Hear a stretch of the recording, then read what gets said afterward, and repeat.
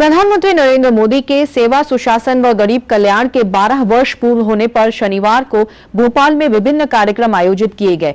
मुख्यमंत्री डॉक्टर मोहन यादव, केंद्रीय मंत्री धर्मेंद्र प्रधान, भाजपा के प्रदेश अध्यक्ष व विधायक हेमंत खंडेलवाल एवं प्रदेश प्रभारी महेंद्र सिंह ने भोपाल के कुशाभाऊ ठाकरे ऑडिटोरियम में एक पेड़ मां के नाम अभियान के तहत पौधारोपण कर विकसित भारत संकल्प सम्मेलन को संबोधित किया। इसके पूर्व केंद्रीय मंत्री धर्मेंद्र प्रधान व प्रदेश प्रभारी डॉक्टर महेंद्र सिंह ने स्व सहायता समूहों एवं महिला उद्यमियों के संवाद कार्यक्रम में सहभागिता की। वहीं भाजपा प्रदेश अध्यक्ष व विधायक हेमंत खंडेलवाल एवं प्रदेश प्रभारी डॉक्टर महेंद्र सिंह ने ट्राइबल म्यूजियम में एक पेड़ मां के नाम अभियान के तहत पौधारोपण किया तथा चित्रकला प्रतियोगिता में सहभागिता कर संबोधित किया। यशस्वी प्रधानमंत्री श्रीमान नरेंद्र मोदी जी के सफलतम 12 वर्ष तक शासनकाल के बाद उनका 13वें वर्ष में प्रवेश और चुने हुए प्रधानमंत्री के नाते अभी तक के सारे प्रधानमंत्रियों के शासनकाल के रिकॉर्ड को तोड़ते हुए जन कल्याणकारी योजनाओं को ज़मीन पर लगाते हुए जिस प्रकार से लोकतंत्र को गौरवान्वित करने का ये स्वर्णिम काल चल रहा है, ऐसे में भारतीय जनता पार्टी और हम सब के माध्यम से ये जो पूरे देश में जन जागरूकता का, सरकार की उपलब्धियों का, जनता के बीच लेखा जोखा लेकर के उतरने का जो बड़ा अभियान चलाया है, ऐसे में भारत सरकार के मंत्री श्रीमान धर्मेंद्र प्रधान जी हमारे बीच आए। आज के इस प्रबुद्ध जन गोष्ठी में उन्होंने विस्तार से विषय रखा।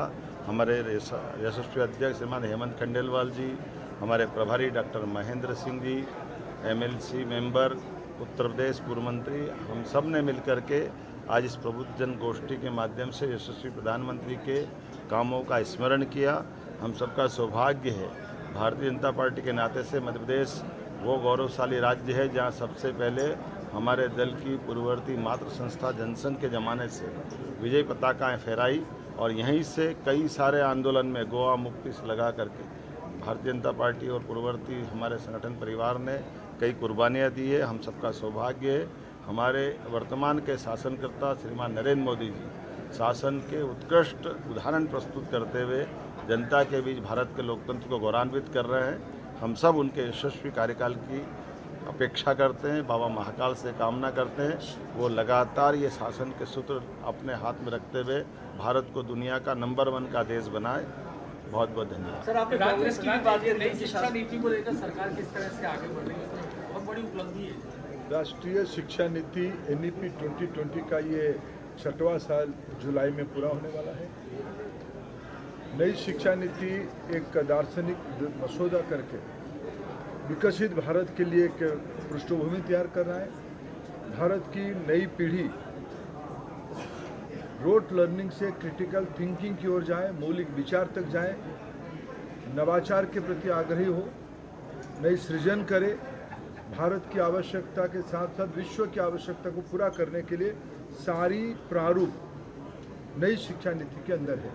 विशेष करके मैं अगर मध्य प्रदेश के अंदर एक विषय को उल्लेख करना चाहूँगा, नई शिक्षा नीति में एक मूल शर्त रखा गया है प्रारंभिक अवस्था की शिक्षा को मातृभाषा में करने के लिए।